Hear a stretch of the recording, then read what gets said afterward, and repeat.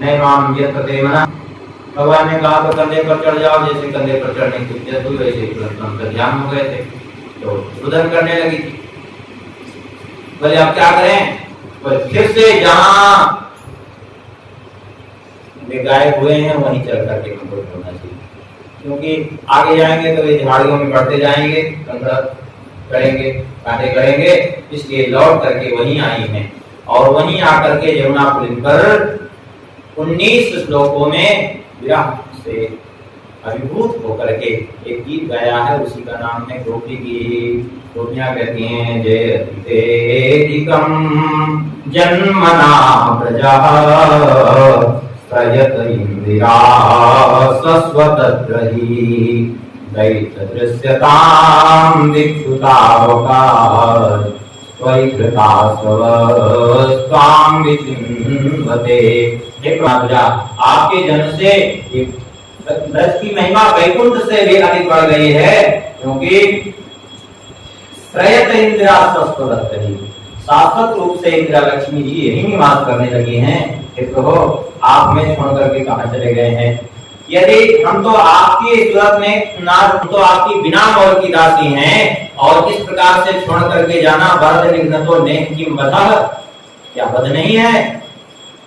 यदि हमारा वध ही करना था, इस प्रकार से हमें मारना ही था, तो पहले क्यों बचाया? आपने पहले हमारी बार बार रक्षा की। कैसे रक्षा की?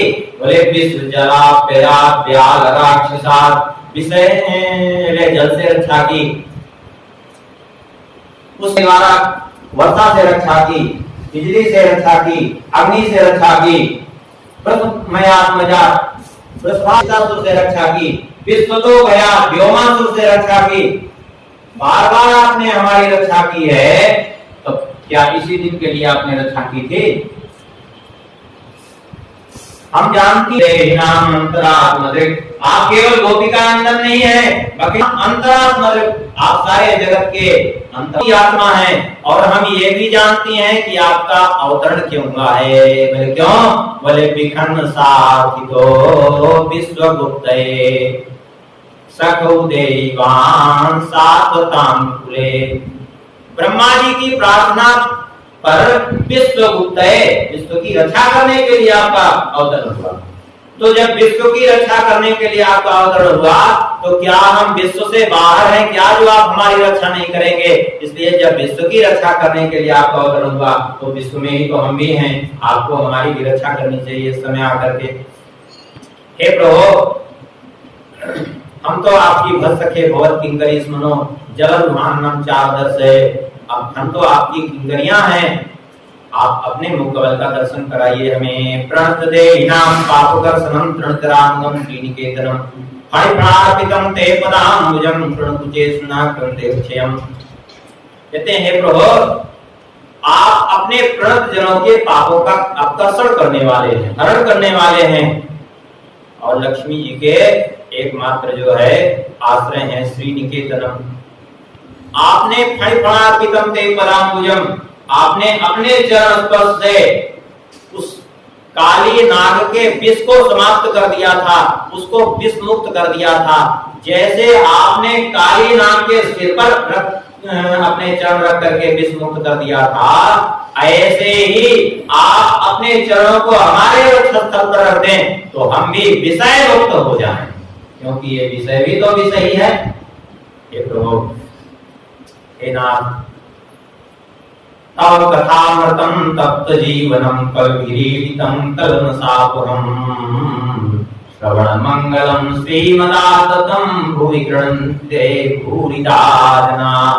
आपका कथामृत कैसा है? बोले तप्त जीवनम तव कथामृतम, तप्त जीवन के लिए आपका कथा अमृत के समान है। और बड़े बड़े विद्वानों के द्वारा उस कथा का गान किया जाता है, जो कल्मषापहम, सारे कल्मषों का हरण करने वाला है। और श्रवण मंगलम श्रीमदाततं, जो श्रवण करने पर मंगल प्रदान करने वाला है। ऐसी आपकी कथा को भुवि गृह्णन्ति ते भूरिदा जना, जो आपकी कथा का दान करते हैं वे सबसे बड़े दानी हैं। हे प्रभु, हम आपको क्या कहें, चलति यत् प्रजाचार्यन् पशून् नलिन सुंदरम नाथ ते पदम क्षेत्रणां पुरैसीदिति नः कलिलतां मनः कांत गच्छति। देखो आपके चरण इतने सुकुमार हैं कि उन सुकुमार चरणों से चलति यत् प्रजाचार्यन् पशून् नलिन सुंदरम नाथ ते पदम, जब आप जाते हैं गैयों को चराने के लिए, तो जब गैयों को चराने के लिए नंगे पांव जाते हैं तो सिर तृणाम कंकड़ और घास के अंकुर भी चुभते हैं तो हमें पीड़ा होती है। ये सोच सोच करके कि आपको कितनी पीड़ा हो रही है और आप ऐसे ही चरणों से भटक रहे हैं वन वन। इसलिए हे प्रभु कृपा करिए, प्रणत कामदम पद्मजासितम धरणिमंडलम ध्येयमापरि, आप प्रणत जनों का पालन करने वाले हैं। पद्मजा ब्रह्मा जी, ब्रह्मा जी भी उत्पन्न हुए, उनके द्वारा भी अर्चित हैं। और धरणिमंडलम, आपके चरण कैसे हैं, बोले धरती के शोभा हैं, धरती के आभूषण हैं। इसलिए हे प्रभु आप हमारे रक्षण रख दीजिए, हमारे विरागी को शांत कर दीजिए। आप यदि वन में जाते हैं अटत्य भगवान निकांतम त्रुटिनुगायते त्वाम पश्यताम, आपको बिना देखे हुए एक त्रुटि का समय हमें युगायते युग के समान प्रतीत होता है। और उस समय आपके दर्शन करते समय जब ये पलकें गिरती हैं तो जड़ उदीक्षताम पद्मकृतसाम, हमें लगता है कि ये जड़ ब्रह्मा ने ये पलकें को बनाई है, आखिर जड़ है इसलिए पलकें बनाती है। हम पति पुत्र धात्री बंधु बांधव सखी अवहेलना करके आपकी शरण में आई हैं और आप हमें छोड़ करके इस प्रकार से कैसे जा सकते हैं। अंतिम श्लोक में कहती हैं गोपियां, यत्ते सुजात चरणाम्बुवहं स्तनेषु भीता समय प्रियदधि मयि कर्तसेषु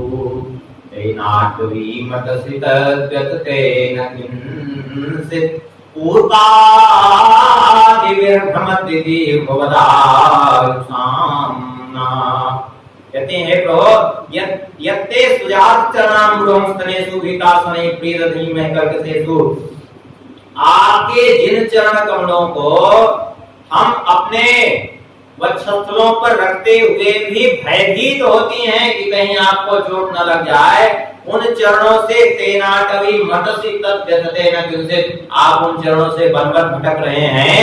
बताइए हमें कितनी पीड़ा हो रही है, सोच सोच करके भी कि आपको कितना कष्ट हो रहा होगा।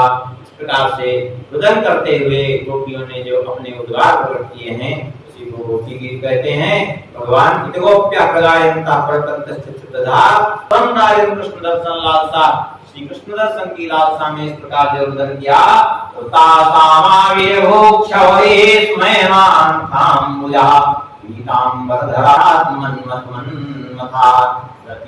धारण किए हुए वनमाला धारण किए हुए भगवान प्रकट हो गए। कैसे, बोले साक्षात मनमथ कामदेव के भी मन को मथने वाले। देखिए ये रास लीला है क्या, वास्तव में ये काम विजय लीला है, काम लीला नहीं, ये काम विजय लीला है। आते हैं काम विजय लीला, कामदेव को अभिमान हो गया था, कामदेव को अभिमान हुआ कि जो है हमने सारे जगत को जीत लिया। उसका अभिमान चूड़ करने के लिए नारद जी सामने उपस्थित हो गए। बोले तुम भगवान वो तो नहीं अपने अधीन कर पाए। बोले भगवान वहाँ वैकुंठ में विराजमान रहते हैं, योग निद्रा में उन पर नहीं हमारा बस चला, तो धरती पे तो जो आए उन पर सब पर हमने अधिकार किया। बोले श्री राम अवतार में राम जी को तो कुछ नहीं कर पाए। बोले राम अवतार में कर तो कुछ नहीं सके, लेकिन आखिर में मीरा में तो रोए ही, दुनिया ने तो भले दुनिया ने देखा भले ही, उनके हृदय में विकार नहीं था तो क्या। बोले अच्छा एक काम करो, तुम जाकर के वृंदावन श्री कृष्ण को यदि जीत लो तो हम तुम्हें मान लेंगे। श्री कृष्ण के पास आया कामदेव, श्री कृष्ण से कहा, भगवान ने कहा कि एक बात बताओ, तुम मैदान का युद्ध चाहते हो कि किले का। कामदेव ने कहा मैदान और किला कहाँ बीच में आ गया। भगवान ने कहा कि हम चुपचाप बैठे रहेंगे, हमारे सामने हजारों गोपियां नृत्य गान करेंगी, क्रीड़ा करेंगी, हमारे मन में विकार न हो, हम नेत्र बंद किए बैठे रहेंगे। ये मैदान का सारे किले का युद्ध है। मैदान का, बोले हम सबके साथ क्रीड़ा करेंगे।